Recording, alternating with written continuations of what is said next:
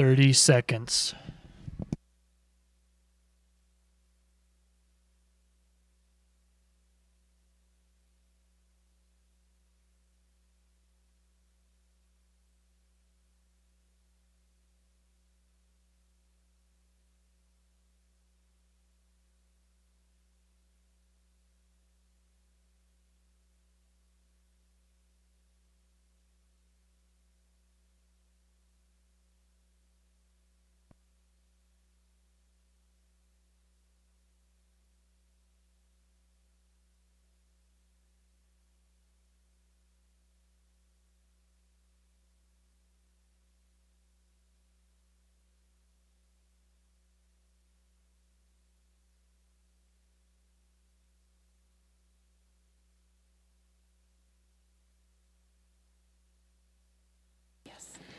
Okay, roll call, please, Teresa. Nelson. Orison. Here. Larson. Here. Wunschel. Hanson. Here. Reed. Here. Thanks, Lauren. Bulk. Here. Okay, before we get to the official meeting, I'd like to make a few preliminary comments. And first of all, I'd like to thank the voters of Spencer for placing their trust in me last November. I really appreciate it. And as a Spencer guy, well, I wasn't really born here, but I was raised here, raised our family here, came back, had a career here. I am really honored to be the mayor of Spencer, and I thank the people of Spencer. I also want to congratulate Brian Bulk and welcome him to the City Council. Brian ran a very, very good campaign, one of the closest campaigns races in Spencer history, actually resulted in a recount. I don't recall in my tenure on the City Council or in Spencer history, and I could be wrong on this, but I don't remember a recount.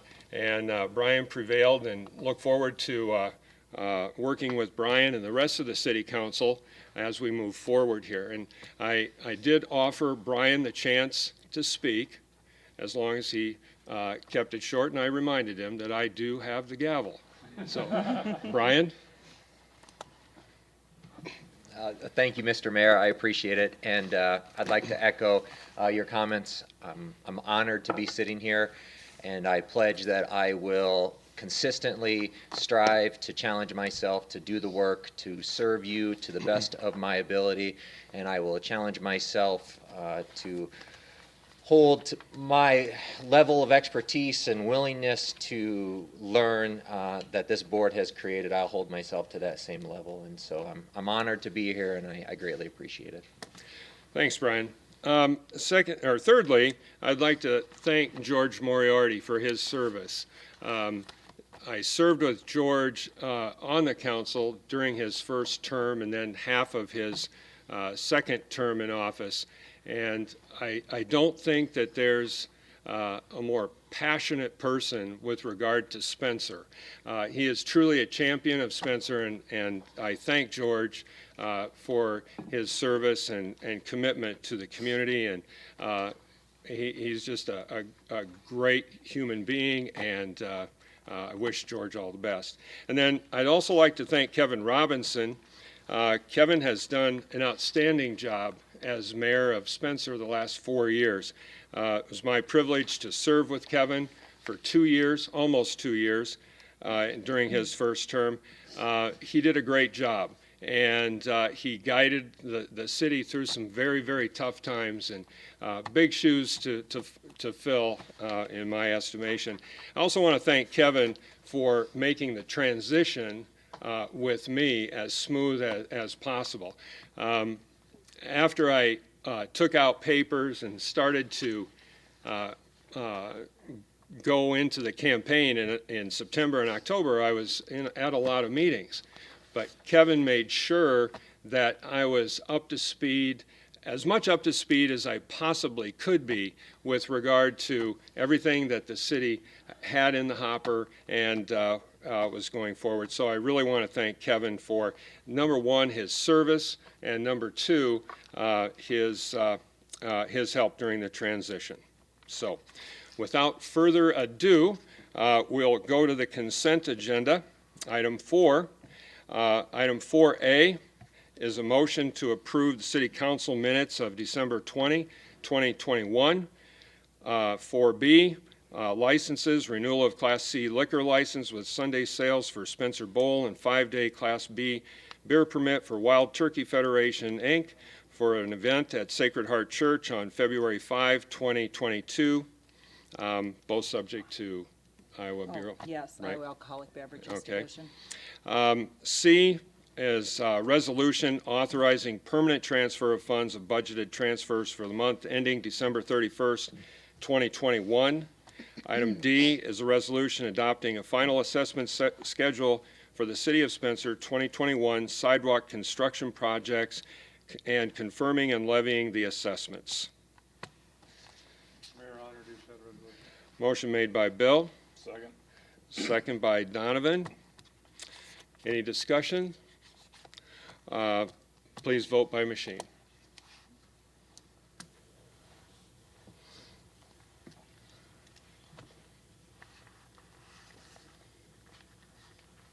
Orison, I. Larson, I. Wunschel, I. Hanson, I. Bulk, I. Reed.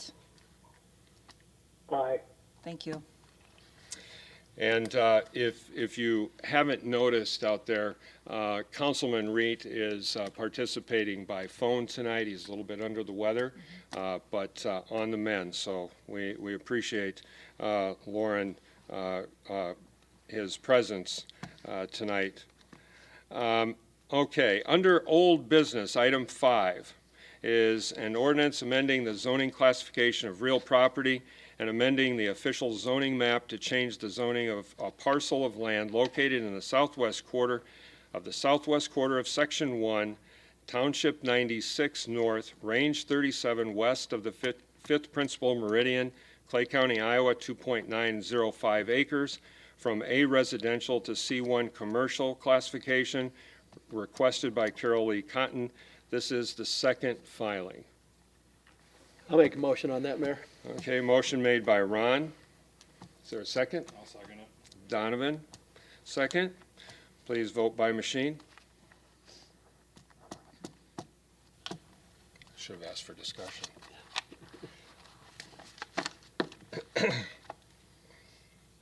Orison, I. Larson, I. Wunschel, I. Hanson, I. Bulk, I. Reed.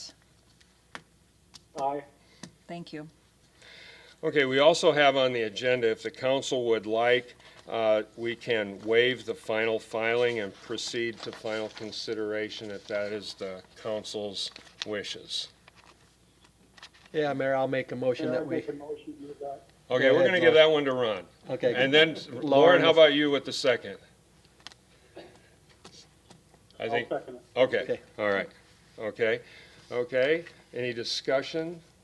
Normally, Mayor, we don't go ahead with this, but being this is a commercial job, it'll be nice for those people to understand about their getting their building and organize them to verify that they have the zoning change. So I know we have time. They're probably not gonna build in the near future, or in the next couple months, but at least they can go through their architect and they have a definite answer with what the city council is doing.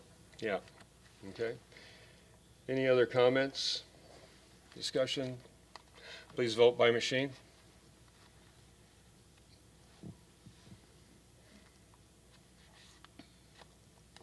Orison, I. Larson, I. Wunschel, I. Hanson, I. Bulk, I. Reed. Aye. Thank you. Okay, motion passes.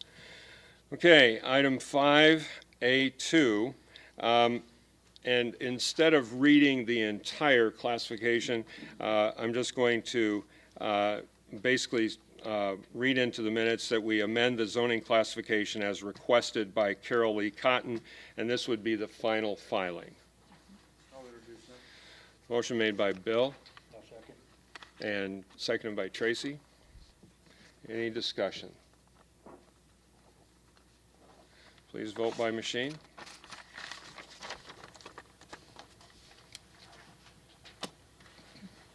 Orison, I. Larson, I. Wunschel, I. Hanson, I. Bulk, I. Reed. Aye. Thank you. Motion passes. Item 5B is an ordinance amending Title IX, Chapter 2, Chapter 5, Chapter 7, Chapter 8, Chapter 9, and Chapter 9A of the City Code to provide for the use classification of custom meat business. This is the second filing. I'll introduce that. Motion made by Donovan I'll second that one. and second by Tracy. Any discussion? Okay, please vote by machine.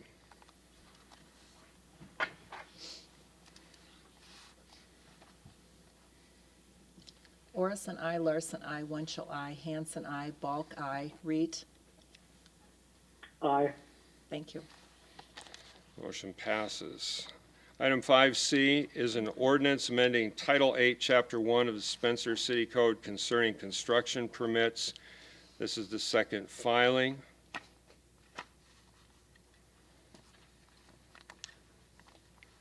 I'll introduce it. I'll move on that, Mayor. Okay, motion made by Lauren I'll second. and Donovan second. Any discussion? Mr. Mayor, maybe one more time, Alec can explain to the public. Yeah. I think we- 7 of us up here understand it, but it's good for the public to hear. I think you're right, and so I see Alec is at the podium. And we have had some changes to this, and Alec, if you could run through the reasoning for the ordinance and amendment and how it's been changed. And I think we've had some changes from, with input from the council in the past month or so as well. Yes, so the current one you see in front of you did have one change based on previous discussion to raise that no fee limit to $1,000. So that has been, that reflects in the current change here. Again, what this ordinance does is it makes various items that didn't require a building permit prior now require that step to take place. However, any of that construction that is under $1,000 will be a no-fee permit. This way, we are able to help citizens with their projects, make sure that they're going in the right places, make sure they're not making any detrimental impact to public infrastructure, while also still assisting them to do a good project in the city of Spencer. Okay. Does anybody have any questions for Alec on this? Okay. Thank you, Alec. Thank you. Okay. If there's no further discussion, please vote by machine.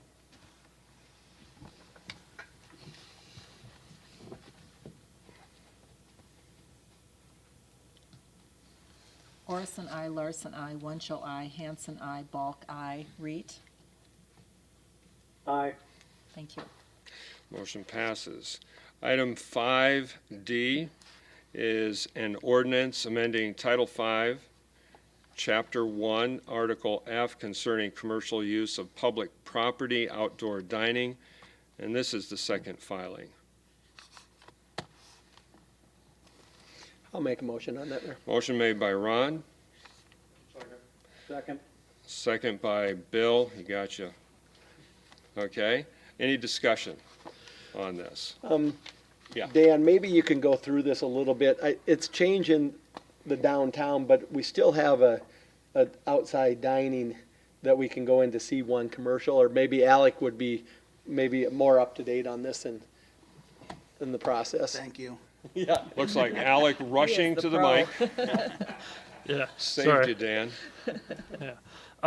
So what this does, we only make two major changes there. It reduces the limit of outdoor consumption from 50% required of food to 30% to require food and beverage, and then to change the permitting process from the city manager to planning department. This also, because of the issues we've had with the dual jurisdiction of the highway and the downtown district, we are actively avoiding anything going on the sidewalk there.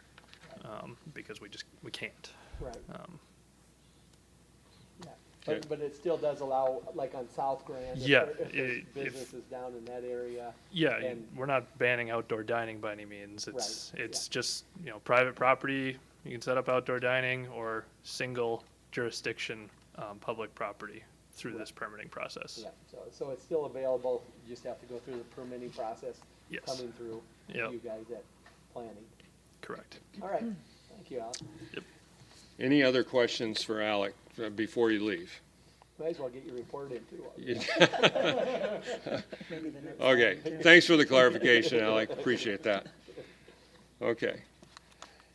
Any other comments? Okay, please vote by machine.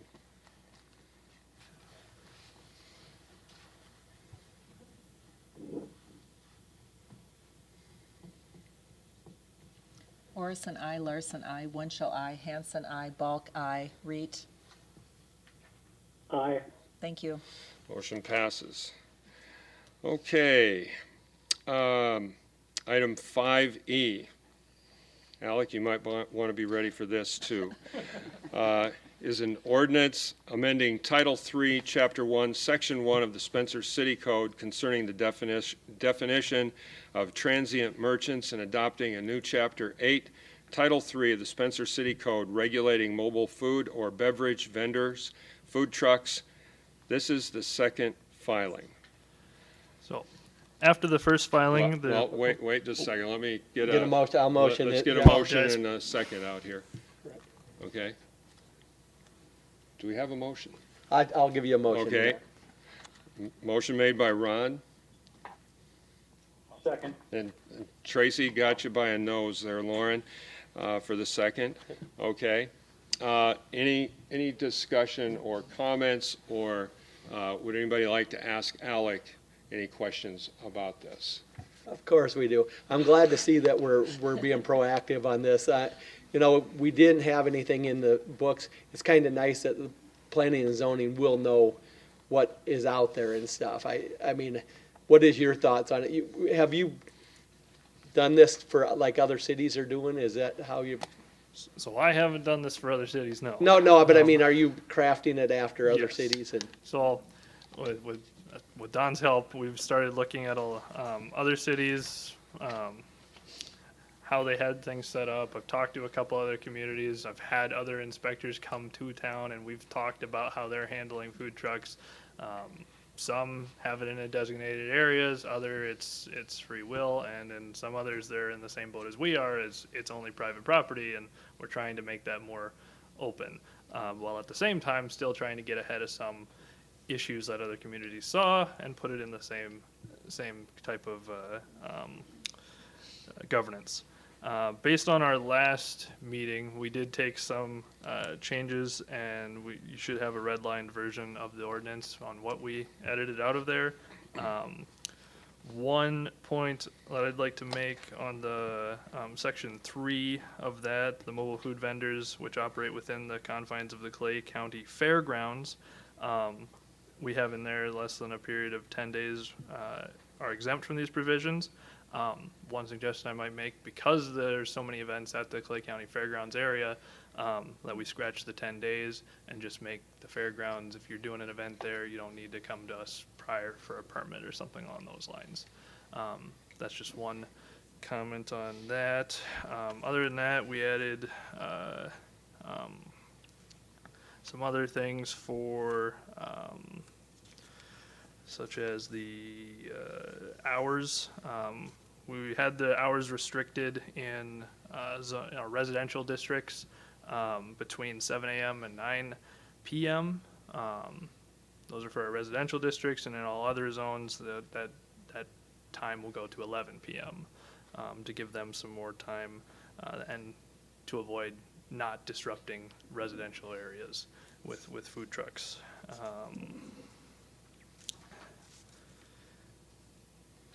Other than that, we did add generator noise that was discussed previously to be under a certain amount of decibels.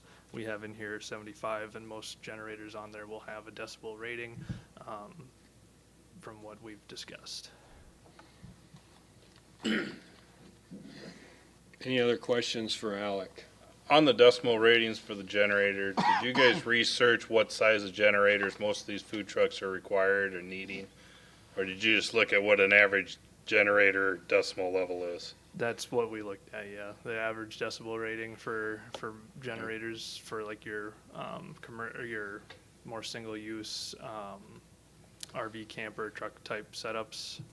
We can look further into it if that's a route you want us to. Well, I look just at. want to make sure that we're not, a 75 decimal generator is a little suitcase thing that they can't even power up their trucks or trailers or, I would just want to make sure we're not Cutting anyone out. cutting it out, yeah, We can because, definitely do some more research on that, and bring that forward and see what the average is there for food trucks specifically. Yeah, and I would think, Alec, too, to Donovan's point, talk to some of the food truck operators here in town. We've got Yep. several, Oh, yeah. and see what they say. Yeah, yeah. Anything else? Okay, thank you, Alec. Yep. Appreciate that. Okay, so please, vote by machine. this is the second filing? This is the second filing, yeah. So there will be one more time, and Alec can get back to us with an answer to your questions. Okay, so please vote by machine.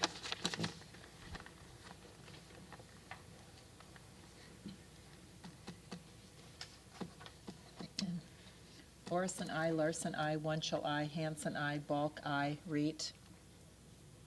Aye. Thank you. Okay, motion passes. Item 5F is an ordinance closing and vacating portions of East 11th Street and First Avenue East, and to confirm and authorize the conveyance and transfer of city property to the Spencer Municipal Hospital. This is the final filing. I'll make that motion for that filing. Okay, Lauren, motion made by Lauren and seconded by Bill. And before we get into discussion on this, Bill Bumgarner, president of Spencer Hospital, is here with us tonight. And Bill, would you like to make some comments with regard to this?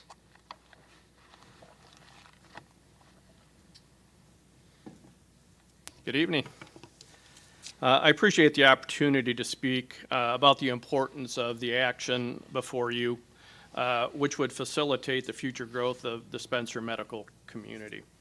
Before doing so, however, I'd like to thank the many representatives of city government that have been so helpful during this process, offering technical guidance, ideas, and collaboration throughout. Guys, thank you very much. Specifically, this proposed project is important for 5 primary reasons. The requested street closure would provide a dedicated hospital campus that would facilitate the construction of a new emergency department and be a bridge to long-term hospital campus growth. The new emergency department would greatly improve public access to emergency services. This includes not only citizens of Spencer, but individuals from other communities in the region who are not as familiar with the location of various hospital services. The new emergency department would provide a larger department that would further enhance care systems, patient privacy, and patient family accommodations.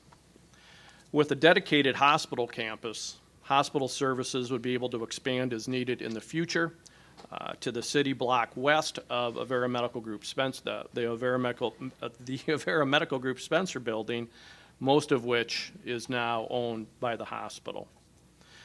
Approving the street closure would also strongly signal the city of Spencer's strong support for the long-term growth of healthcare services in our community.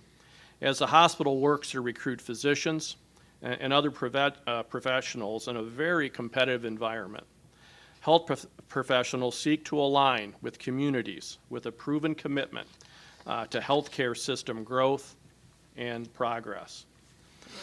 Spencer Hospital is a special hospital. I know this is something the whole of our community does not take for granted. I have people stop me frequently sharing their personal experiences of how the hospital has served them or their families. As a hospital, excuse me. In addition to offering traditional healthcare services to our friends and neighbor, Spencer Hospital is also a regional health center. Patients travel to Spencer from throughout northwest Iowa to receive cancer care, dialysis services, inpatient behavioral health care, specialized surgical services, and high-tech imaging procedures, and more. Spencer is among the finest mid-sized cities in Iowa. It's safe, it offers fine schools, exceptional commerce and amenities, reliable government services, recreation, the arts, and much, much more. Spencer Hospital contributes to that excellence. The hospital's opportunity to grow at its current location on the edge of downtown over many decades has served our community well. In addition to providing fine healthcare services, Spencer Hospital is the largest employer in Clay County. It's served by over 500 employees and 40 affiliated members of its medical staff, most of whom buy or rent homes, provide tax support for city and county services, shop in our stores, and support our churches and civic organizations. Those who own businesses in Spencer also realize the impact of the dozens of people who travel from outside of Spencer each day to obtain health services, who in turn stay in our hotels, purchase gas, eat in our local restaurants, and visit stores that offer products not available in their home communities.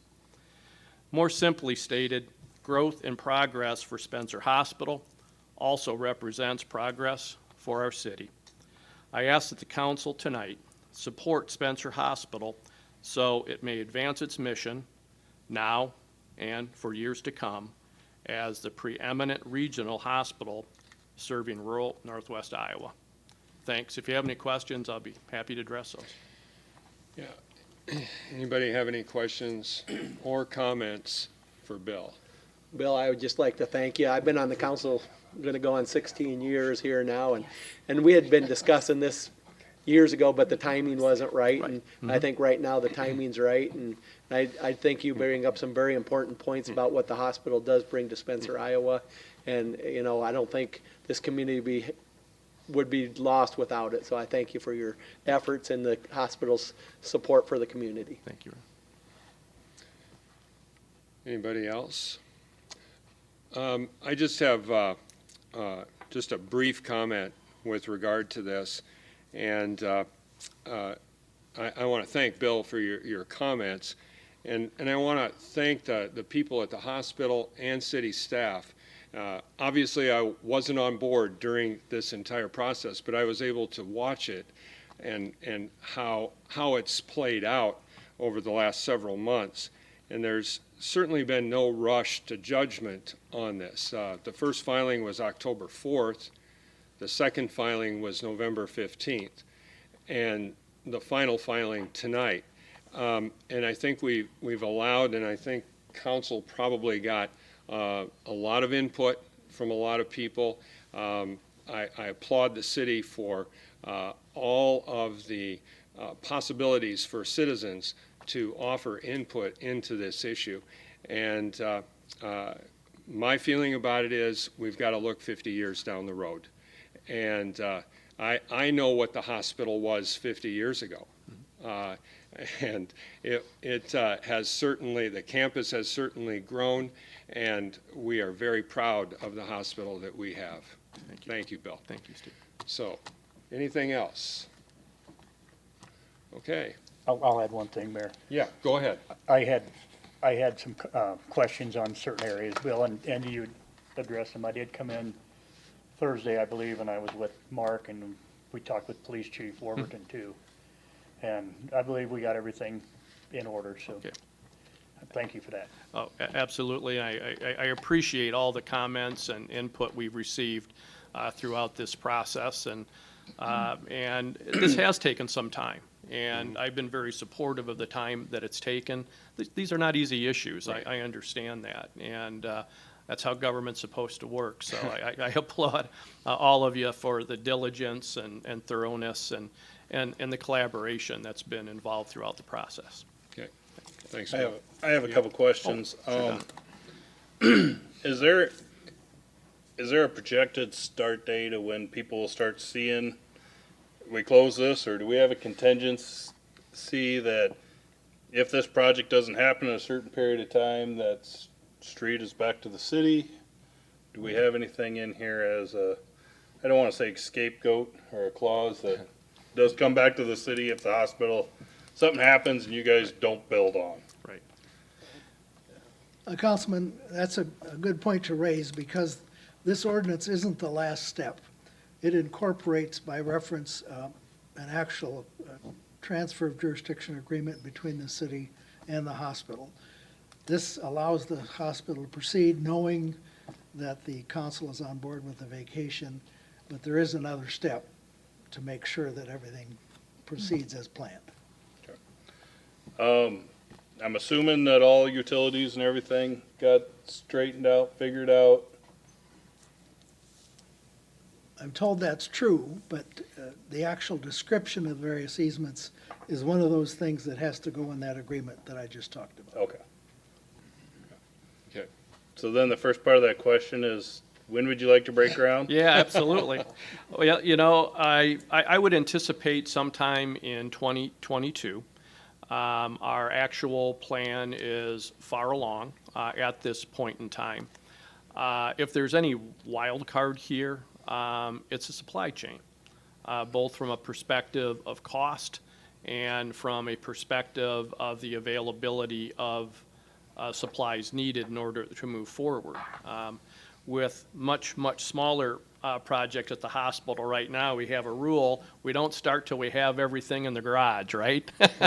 Because there's always a curveball, it seems, or frequently a curveball on some of those type of projects. But it's our intent to move forward in 2022 unless there's some unforeseen circumstance.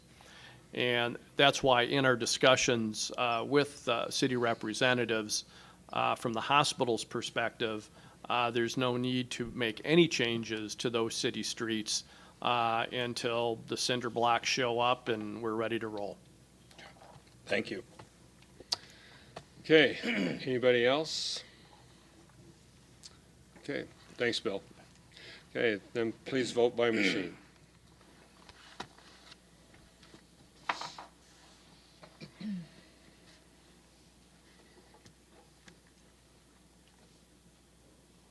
Orison, I. Larson, I. Wunschel, I. Hanson, I. Balk, I. Reed. Aye. Thank you. Motion passes. Okay, item 6, we have a couple of public hearings tonight.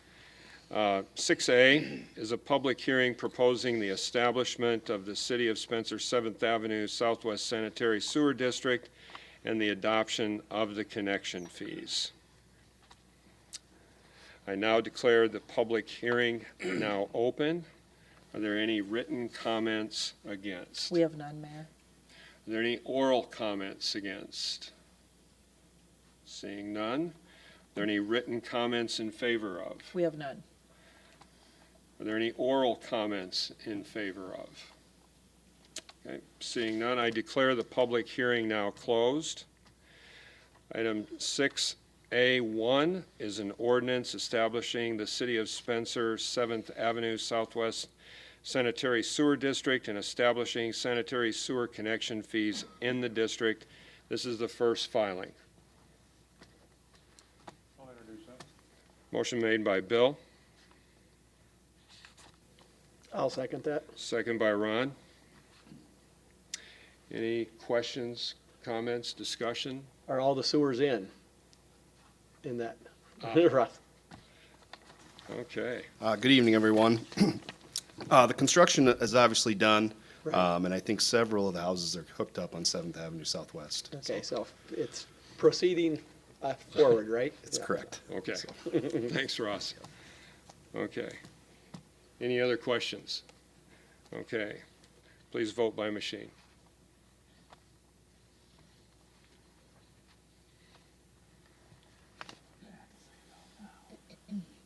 Orison, I. Larson, I. Wunschel, I. Hanson, I. Bulk, I. Reed. Aye. Thank you. Motion passes. The second public hearing, item 6B, public hearing on proposed text amendments to Title IX of the Spencer zoning code to provide a new use classification of data center to designate the zoning districts in which the new uses, if permitted, and to adopt reduced minimum lot areas, minimum widths, and reduced yard setbacks in E and E1 heavy industry zoning districts. I declare the public hearing now open. Are there any written comments against? We have none. Any oral comments against? Any written comments in favor of? We have none. Any oral comments in favor of? I now declare the public hearing closed. Is there any discussion? Probably should get a motion, shouldn't I? Okay. Item 6B is an ordinance amending Title IX, Chapter 9, Section E, and Title IX, Chapter 9A, Section 3, to amend development regulations in E and E1 heavy industrial zoning districts. This is the first filing. Yes. Okay. So moved. Motion made by Donovan.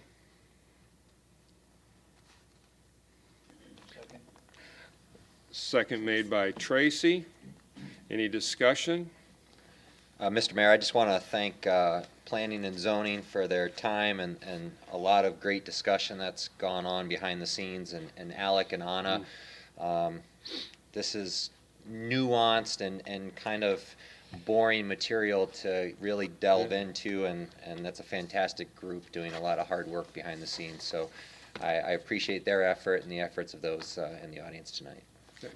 Thanks, Brian. Anybody else? Please vote by machine.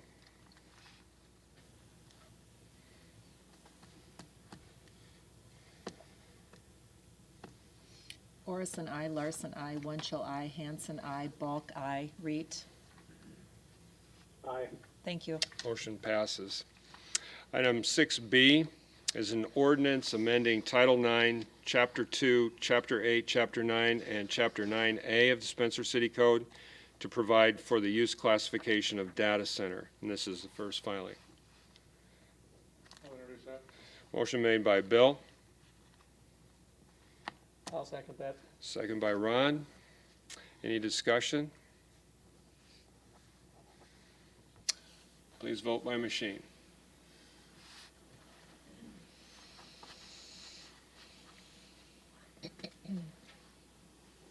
Orison, I. Larson, I. Wunschel, I. Hanson, I. Bulk, I. Reed. Aye. Thank you. Motion carries. Item 7, new business. They took it easy on me. There's only one new business item. Item 7A is, need a motion to approve the precinct memo of agreement between Clay County and the City of Spencer. I'll make a motion since it's in Ward 5. Okay, the motion made by Ron, Second. seconded by Donovan, Unless and Donovan wants to take over that section. we, You looking for votes for we, You get 0. Nice roof down there. we had a coin flip before the meeting as to who was going to explain this. Don lost. So, Don, if you could simplify this little memo of agreement for us. I'll be glad to try, Mayor. It's really pretty simple, but it's hard to provide a logical explanation. What we're doing is solving a problem in the Iowa Secretary of State's office. The Secretary of State was charged with a lot of actions related to elections by legislation passed by the Iowa legislature back in March. And some of those requirements were creating new maps at the Secretary of State's office to show the precincts and corporate boundaries of all the cities. the city of Spencer accomplished a very small annexation in late 2019 of a part of a lot on which there's no building and there are no people to be counted. The city and the county both know that that happened and that that parcel is in the city limits and in Ward 5. But the Secretary of State's mapping system can't assimilate that information.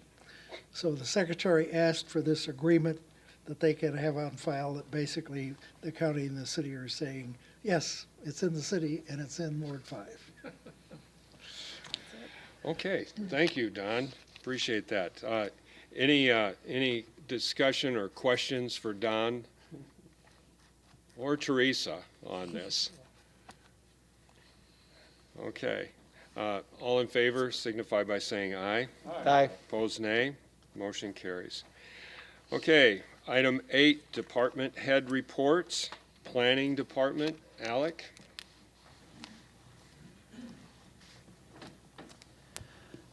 Hello again, everyone.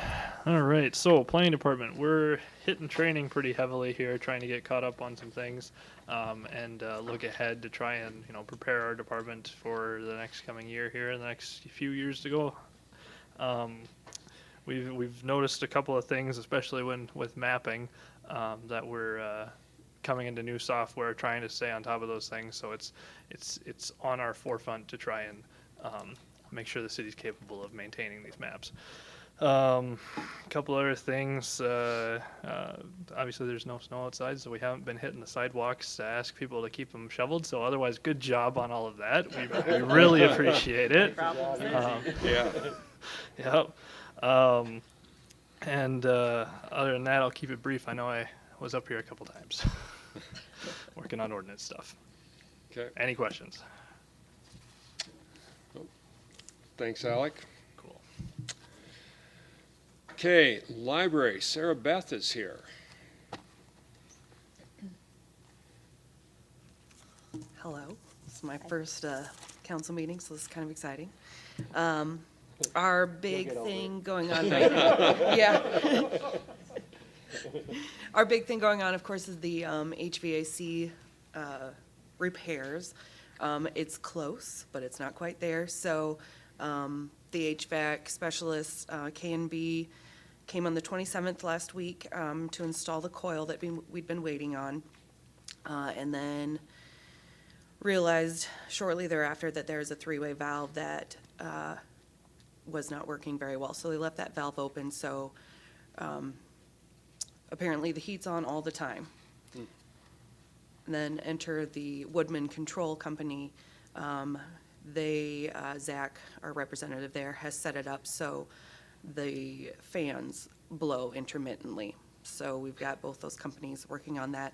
Zach should be here from Woodman's midweek this week to check on that valve and make sure it does indeed need replacing and get that ordered. And then K&B will be back, I believe, on the 17th.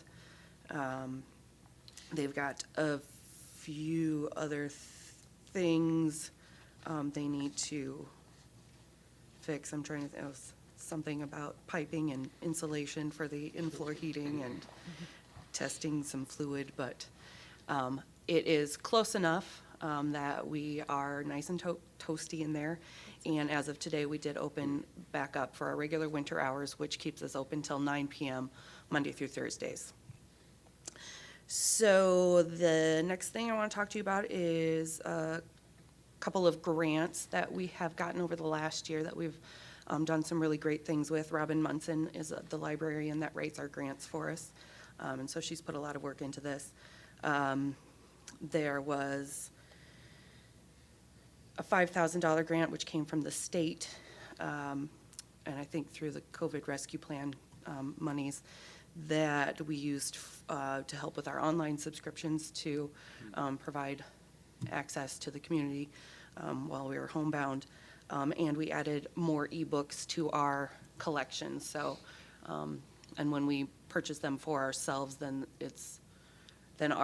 our patrons get first bidding on those, and we're not sharing it with the rest of the consortium libraries. So that's a good deal.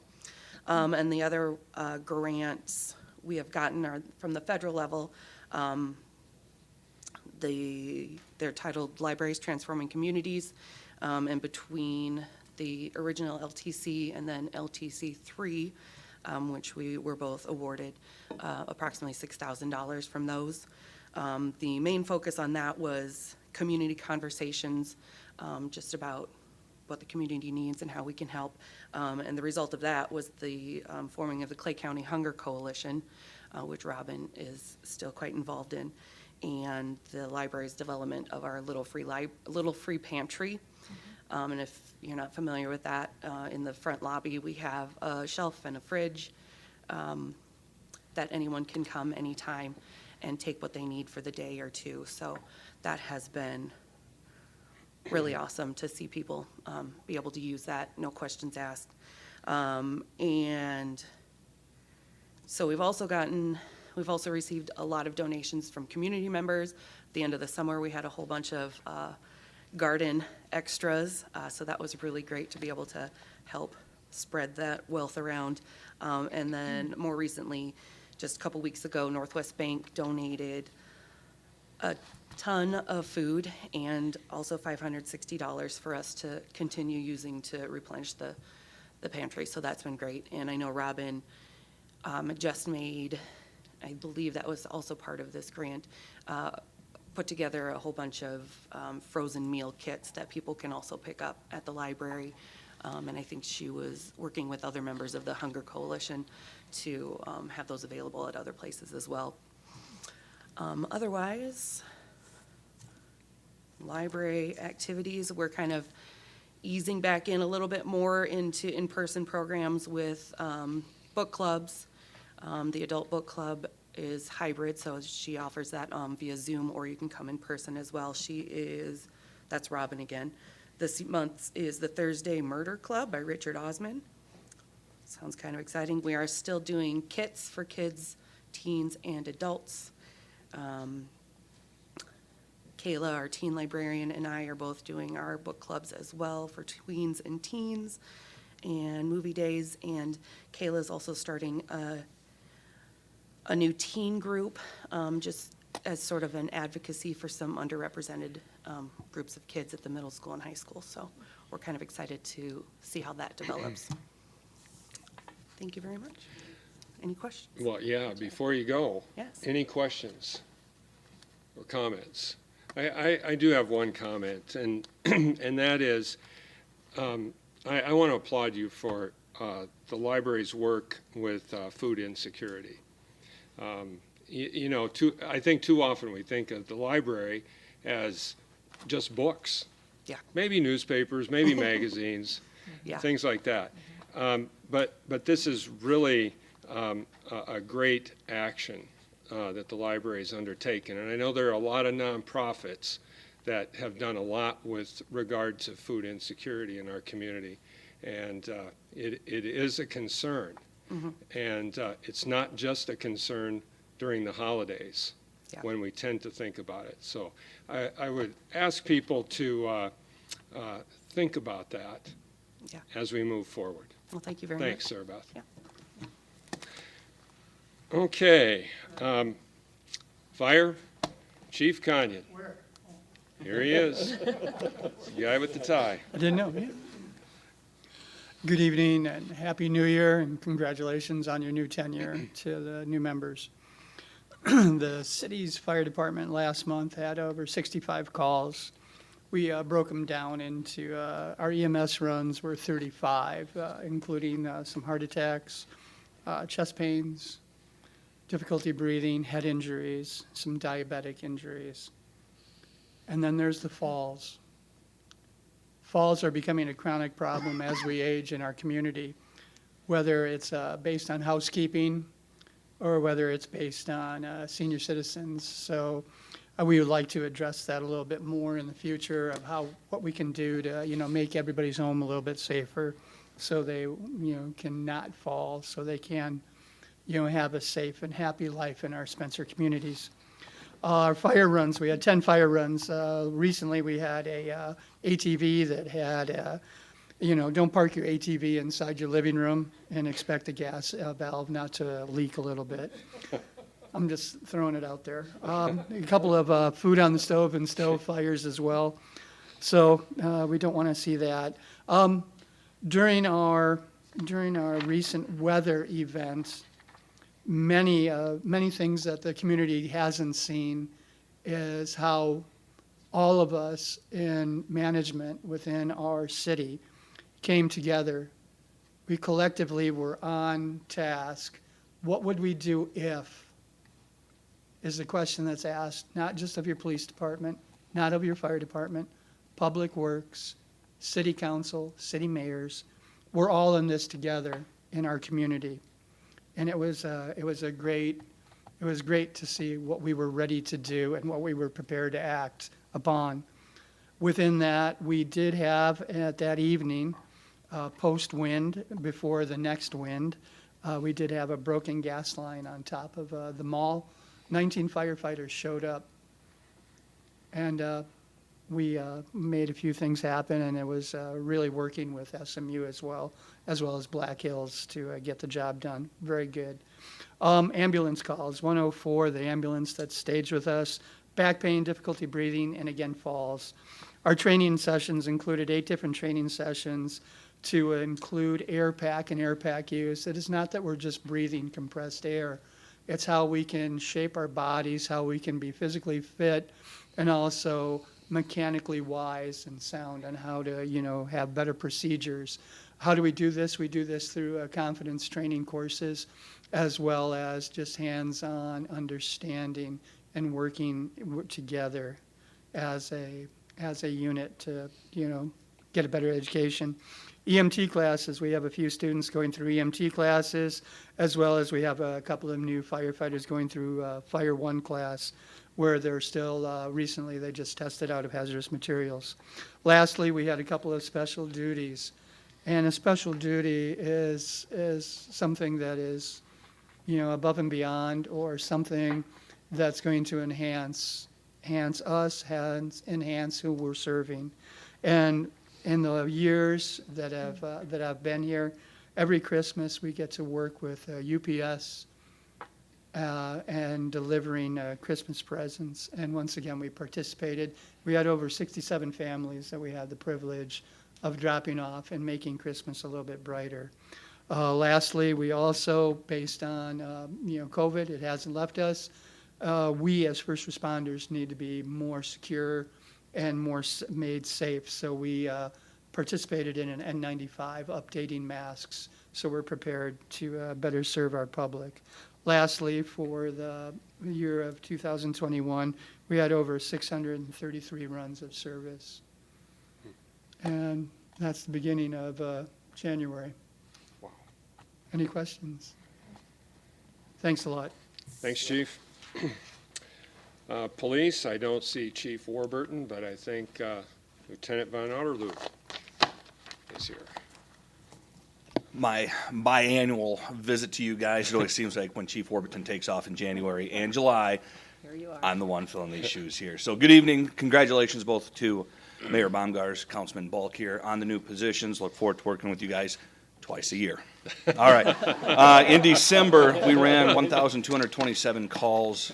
For the year end, we ran 11,435 calls. I'm not as precise as what Chief Kanyan had. I don't have that broken down, but I mean, it deals from everything from big and to small. December, we had 32 arrests, and overall in the 2021 season, we had 196 arrests, again, stemming from simple misdemeanors all the way up to the felony level arrest on that one there. Just a few things that I want to touch base with. The one thing that I love talking about is the DARE program. Even though I am not teaching this year, this is going to be my first year after 13 years of not teaching. Officer Justin Kearney and School Resource Officer Hanson will be starting that here tomorrow. Actually, just talking with Officer Hanson, they will be starting that program here tomorrow. A great way that our community, our police department can break that wall down at such a young age and build those kids up. I've always said with this DARE program, and I always like to give this out, so if anybody ever has the thought of, is it worth it? I can't throw out a bunch of studies, but I can tell you this. I know there are kids or adults now that would call somebody names to their face. I still think they're going to call me names, but they at least wait for me to walk out that door before they do it. And that's where I see it as such a huge program that we have here. So we got two great guys that are in the school system right now, breaking that wall down, building those connections with those kids. So that starts, like I said, starting here tomorrow. The other thing that I think is awesome, which we did in December, our association always does a shop with a cop. And we did this here a few weeks ago. Officer Brad Tiervold actually initiated it, got it put together, found 5 great kids. The kid that I had was phenomenal. But I got to give a huge thanks to the community to allow us to do this program. We do a little fundraisers throughout the years, our association does, but the city contributes. And again, after 20 plus years, this community still amazes me on the amount of donations they send our way, so we then can put it back into the community. So I got to give a huge shout out to our community for that as well. Trainings, we did a field sobriety training actually with all our department along with the Clay County Sheriff's Department right here in the Chamber Councils last week. Iowa State Patrol along with the Clay County Attorney's Office presented that for us, just a refresher course to get us back onto our A game. We know what can happen with people who get behind the wheel that are intoxicated, and that's something that we want to try to prevent.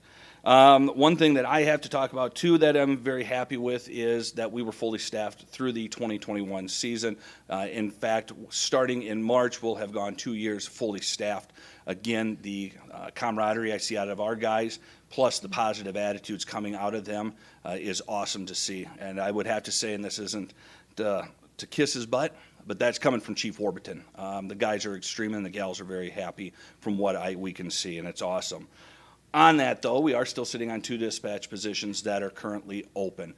Great way to work with the community. So if there's any people that you guys know that want to get their hands, it's a little bit different than maybe the norm, a way to help out their community. Again, Spencer's a great community to work for. Have them get a hold of Jessica Wright or Mel Peterson to get some of that basic information. So that is currently open at that moment. And then a big thing, it was brought up, we have not had much snow this year. We literally just started winter like 2 weeks ago. I get that. Snow should be coming. I want to make sure that our citizens do remember our snow event. It is nice when their vehicles are moved off the streets so the plows can get through. So not only us, but the fire, ambulance services can get to where they need to go. People can sign up through our Facebook page. They can sign up or listen to KICD, go to the city's website and sign up through Clay Alert. That will get them the notifications that tonight's going to be a snow event. You know, vehicles need to be moved off the street. So that's just a reminder. I'm hopeful that we can stay ahead of the game when it comes to moisture, and we do get a bunch of snow this winter. I'm hoping nobody throws anything at me either. So that is all that I have. You guys have any questions on my end? I will see you guys in July. Thanks. Public Works, Mark? You'll have a better take on this, I think. Yeah. Yeah. Good evening. The street division, for the month of December, we had 4 snow reports, which every time there's a snow or ice event, we do a report, and we did have the one time that we plowed. Kind of rare for this time of year. The nice weather's allowed us to do river bottom maintenance. We go in with a mower and try to chop some of that down and get rid of the volunteer trees in the area. We've also worked the perimeter of the wastewater treatment plant, removing volunteer trees on that farm. It's kind of amazing how fast those mulberries will grow at time. We demolished an office space that's no longer used at the large hangar at the airport, so that gave them some extra room. We've also had airport maintenance and lighting work as well. Televising sewers, the nice weather's allowed us to do some additional televising some of these new installations. Another operation we performed during the month was cutting off protruding taps. So sometimes when a sewer service is installed into a sewer main, the pipe may go in too far inadvertently, and that protrudes into the main, causing an obstruction. Well, we have the ability to cut those with a tap saw. So they'll come in from one end with a tap saw, the other end from the camera, trucks at each end, and kind of work them remotely through to resolve that issue. We had storm cleanup with trees and branches. We had several signs that were down. The overhead traffic light at the mall had swung back from the wind. Boy, we were lucky though, compared to what some communities were, and we're thankful for that. Damaged several Christmas decorations, blew some snow fence over and that type of thing, but realistically, to repeat, we were fortunate. The solid waste division, you'll see a new rear load packer out on the streets. It's their second or third day. That took a year to get with the supply chain issues and being held up, so we're thankful to have that on. A reminder, this is kind of fun. Some people have been kind of being a little pesky and hiding some TVs and things like that in their garbage when they come into the transfer station. We find them in the roll-offs. We're looking at maybe some cameras or something. We try to keep the cost down on getting rid of those appliances, but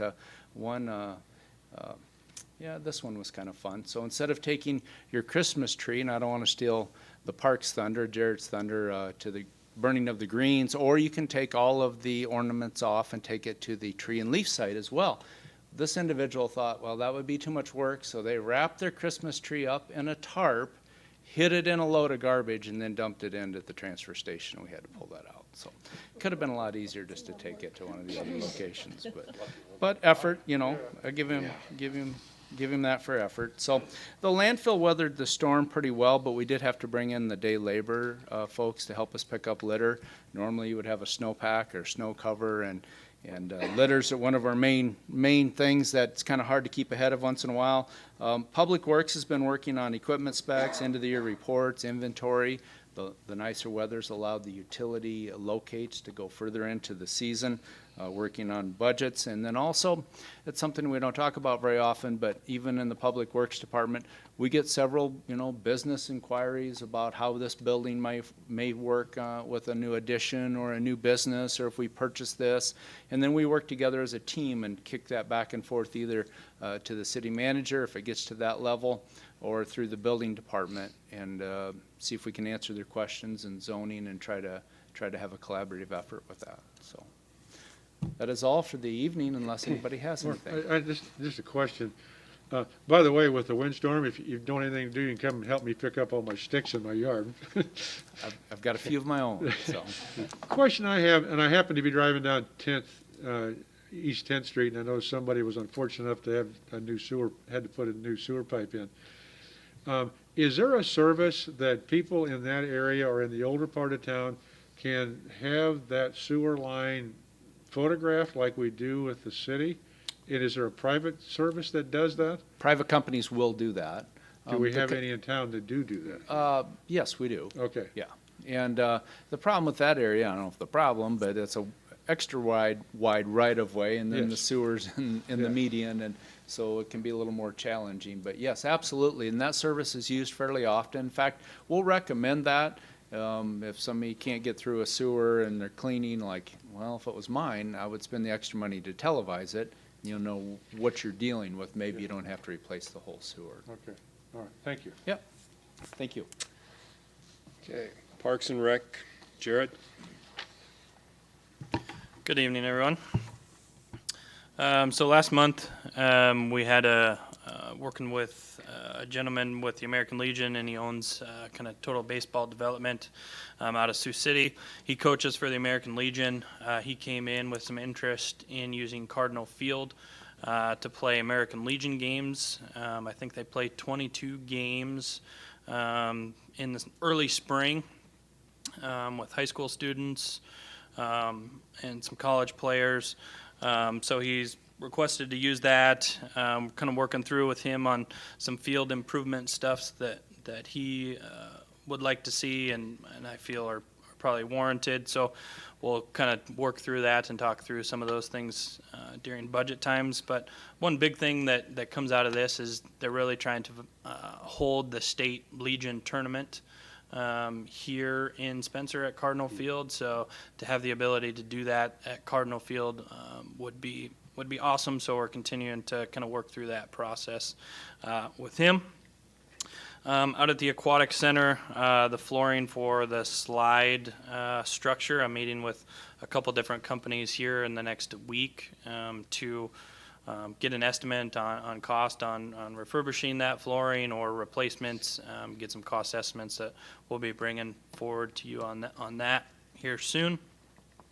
The heater that we approved for purchase and replacement is in, and we'll set up a time with Midwestern Mechanical to get that put in, time and weather permitting, soon.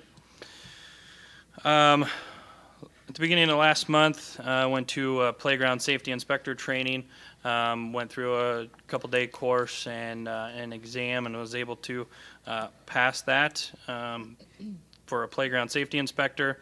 But through that process, we're required to, any playground equipment that we refurbish or put up new has to go through a safety audit.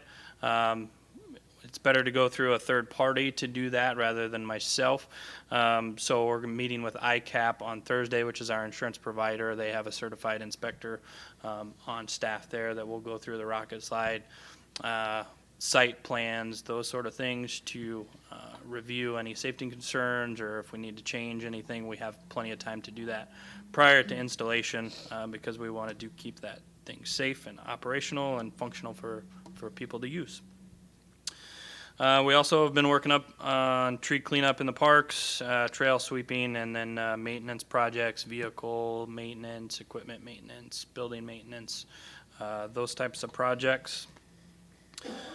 We're also meeting with the YMCA on developing kind of a program, partner programming, and picking a few items for the next spring, summer on different programs to work through.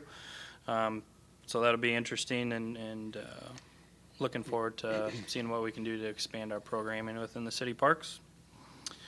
I was also asked to be a part of Northwest, North Central Parks and Rec directors kind of group from different directors in the area of Northwestern and North Central Iowa.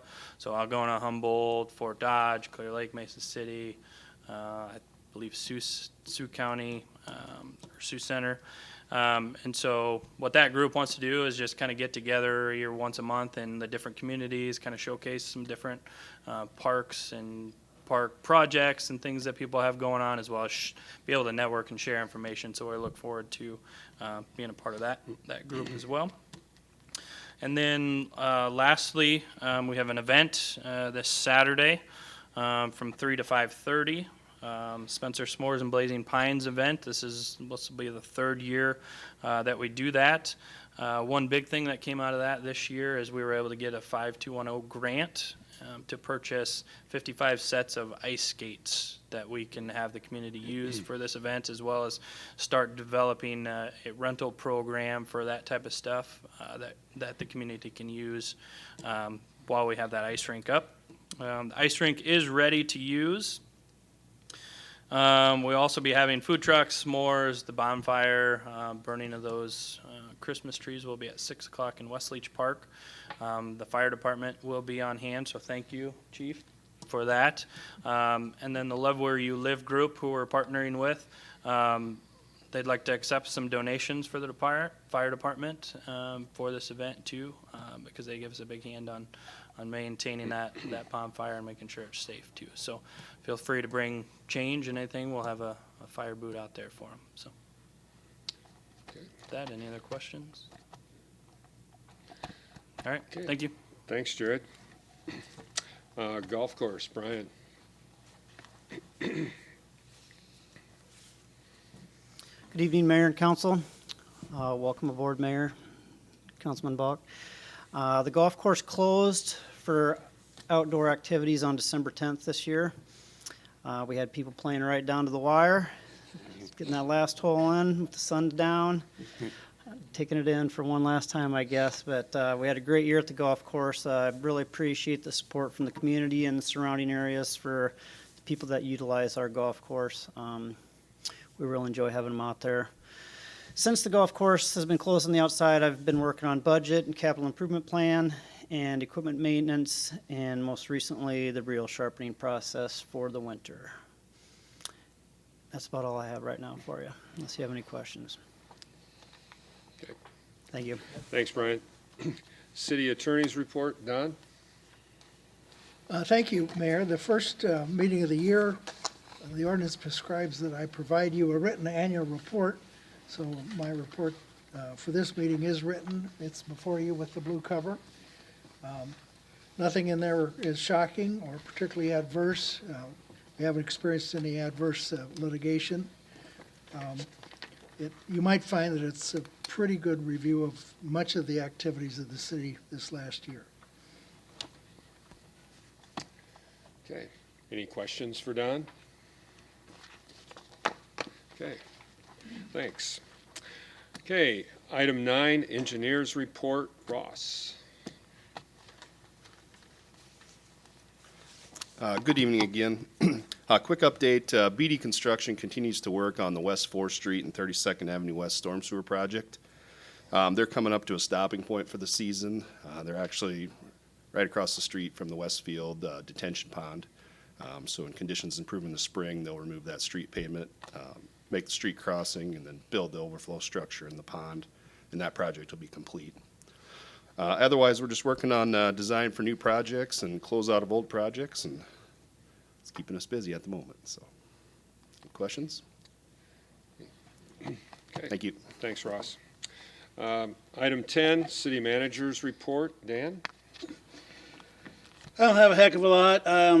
Been helping the library board and Jessica with recruitment of the new director. And also have a few potential economic development projects I'm working on. And Brian and I will be spending a lot of time together with CIP and budget in the upcoming months. That's about all I have. Okay. Any questions for Dan? Okay, thanks. Under the mayor's report, just a couple of things. I've asked and appointed Bill Orison to serve as mayor pro tem, and I look forward to having Bill's experience in council as we move forward. So thank you very much, Bill. And then with regard to council committee appointments, when I was on the council from 2004 to 2019, something like that, there were 5 committees. And in the last couple of years, Mayor Robinson and the council have changed the committee structure to 7 committees, with each councilman serving as a committee chair. After the election, I reached out to all of the council persons and asked to get their input with regard to how they like the committee structure, if they liked the committees that they were on and chairing and so forth, and everybody seemed to be in agreement with that. So basically what we're going to do, we're going to keep that committee structure intact.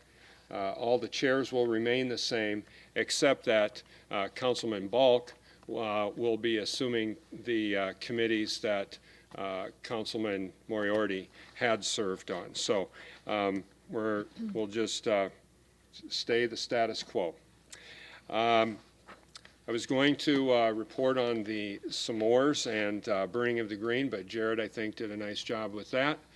And I talked to Sharif Jones at the chamber, and she wanted me to mention Eggs and Issues. Eggs and Issues is coming up January 22nd, Saturday, January 22nd, and I'm sure that our local legislators, Jones, Wills, and the new Senator Rowley, have all been invited, and there may be some more that I'm not aware of.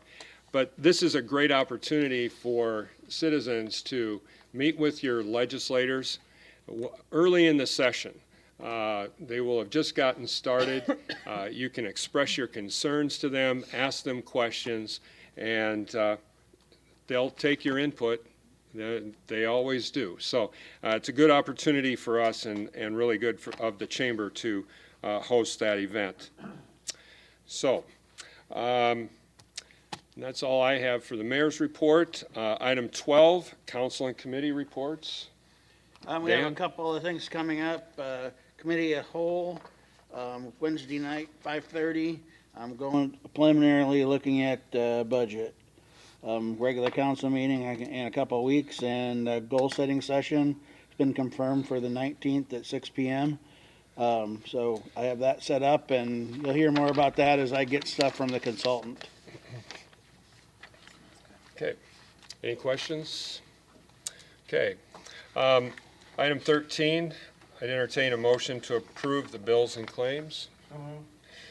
Motion made by Bill.